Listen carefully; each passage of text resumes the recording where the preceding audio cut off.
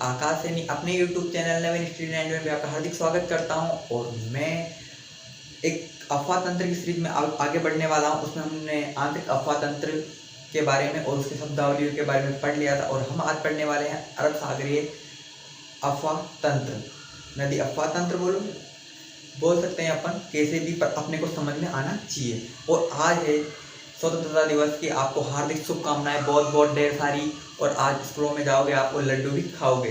तो इसी के साथ हम अपनी क्लास की शुरुआत करते हैं। ठीक है। अरब सागरीय नदी तंत्र, वे नदियाँ जो प्रत्यक्ष व अप्रत्यक्ष रूप से क्या करती है, अपना जल कहाँ ले जाती है, अरब सागर में ले जाती है। उसे क्या कहते हैं, अरब सागरीय नदी तंत्र। कौन से कहते हैं, अरब सागरीय नदी तंत्र। और ये क्या करता है, अरब सागरीय नदी तंत्र की नदियाँ एस्चुरिक ज्वालामुखी का निर्माण करती है, जो क्या है तीव्रगामी व कम दूरी तय करने वाली नदियां होती हैं। ठीक है। राजस्थान के कुल अफवाह तंत्र का ओनली 16% अरब सागरीय नदी तंत्र में जाता है।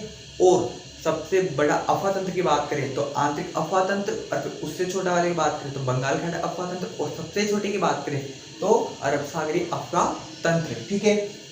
और इसमें 4 नदियां हैं जो मुख्यतः हैं। कौन कौन सी है, लूनी नदी, पश्चिमी बनास, साबरमती नदी, माही नदी। कौन कौन सी, लूनी, पश्चिमी बनास, साबरमती और माही। और इनमें इनकी क्या नाम है, सहायक नदियाँ भी होती है। सहायक नदियाँ की इनके साथ तभी लूनी नदी बहेगी, उसके साथ कौन कौन सहायक नदियाँ हैं तो वो जल ले जाएगी। तो लीलनी, जूटनी, ऐसे ना, लीलनी, मीटड़ी, पांडी, जोजरी, सूगड़ी, जमाई, ये क्या है, लूनी नदी की सहायक नदियाँ। तो आपको यहाँ पर और पश्चिमी बनास की सहायक नदी सीपू नदी। कौन सी नदी, तो आपसे प्रश्न पूछ लिया जाए कि पश्चिमी बनास की सहायक नदी कौन सी है, तो सीपू नदी। ठीक है। और साबरमती नदी की आपको सहायक नदी पूछ लिए तो हतमती नदी, वेतरिया नदी, साय नदी, मानसरी नदी। ठीक है। और माही की सोम, जाखम नदी, इरू नदी, आनास नदी, लाखन नदी और चाय नदी। मतलब नदियों के नाम कैसे हो सकते हैं, चाय भी नदी का नाम हो सकता है, हाँ हो सकता है, क्यों नहीं हो सकता है, कोई भी रखा जा सकता है, ऐसी बात है। और जो आपको हमारी क्लास समझ में आ रही होगी तो एक बार इसका स्क्रीनशॉट ले लीजिए और आप हमारे साथ साथ इसको उतार के चलिए।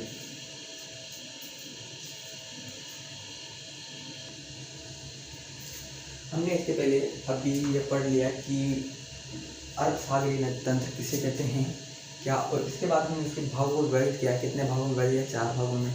उनके हम सहायक नदियों के बारे में पढ़ लिया। तो हम सहायक नदियाँ कौन कौन सी है उनके बारे में हम विस्तार से पढ़ेंगे। तो पहले लेते हैं हम लूनी नदी। लूनी नदी का उद्गम स्थल की बात करें तो ये नाग पहाड़ी पुष्कर अजमेर में होता है। कहाँ होता है, नाग पहाड़ी पुष्कर अजमेर में।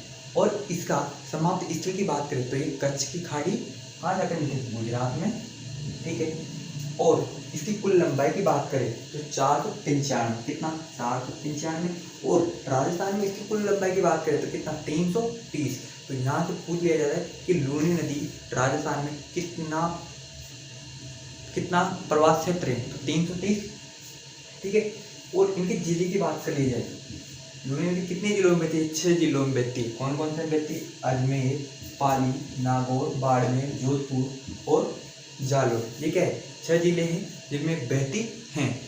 और ठीक है, राजस्थान में की बात है तो 330 बता दिया आपको। लूनी नदी की विशेषता, लूनी नदी की विशेषता क्या कहते हैं तो ये वैदिक साहित्य में मरुद्गीत कहा जाता था। और कालिदास ने अपनी रचना में क्या कहा है, अंतसलीला। क्वेश्चन पूछ लिया जाता है कि अंतसलीला किस नदी को कहा जाता है, तो किसे कहा जाता है, लूनी नदी को। ठीक है।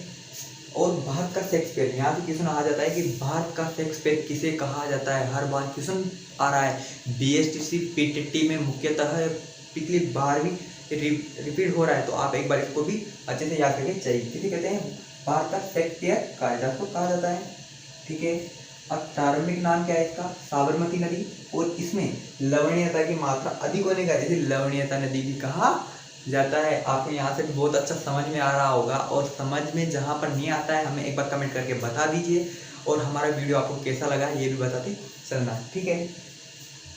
आधी खारी व आधी मीठी नदी भी कहा जाता है। इसे आधी खारी आधी मीठी ये नदी क्यों कहा जाता है, ये बालोत्रा के पहले मीठा और बालोत्रा के बाद अपना जल खारा कर लेती है, कर लेती नहीं, हो जाता है, क्योंकि लवणीयता की मात्रा बढ़ जाती है।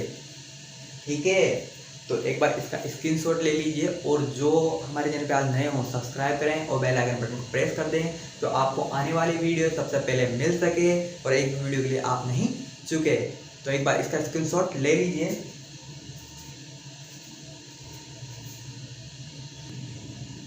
हम लूनी नदी की विशेषता देख रहे थे, तो लूनी नदी की विशेषता हम बात करने वाले हैं आगे। तो लूनी नदी पश्चिमी मध्य प्रदेश में की क्या है, मुख्य नदी है। ये मरुस्थलीय प्रदेश की मुख्य नदी है। लूनी नदी को काप मृदा या बागर का विस्तार है। कौन तो लूनी नदी के आसपास या लूनी नदी कौन सी मृदा पाई जाती है, तो कौन सी, काप मृदा या बागर का विस्तार, बागर मृदा को काप मृदा। ठीक है, लूनी नदी के प्रवाह क्षेत्र को जालोर में क्या कहा जाता है, रैल।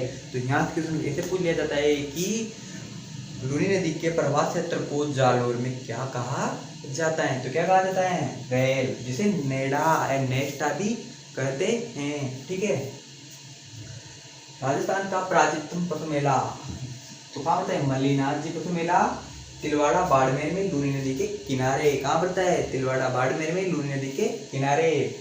और वर्तमान में लूनी नदी को प्रदूषण बढ़ रहा है रंगाई छपाई के उद्योग में। क्यों बढ़ रहा है, रंगाई छपाई का उद्योग है, क्योंकि रंगाई छपाई की जा रही है, इसलिए रासायनिक जल हो रहा है, तो इसमें क्या हो रहा है, प्रदूषण बढ़ रहा है। अजमेर में अतिवृष्टि होने पर यहाँ बाढ़ आएगी। कहाँ पर बाढ़ आएगी, बालोतरा बाड़मेर में बाढ़ आने की संभावना बढ़ जाती है अतिवृष्टि होने पर। तो आप एक बार इसका स्क्रीनशॉट ले लीजिए।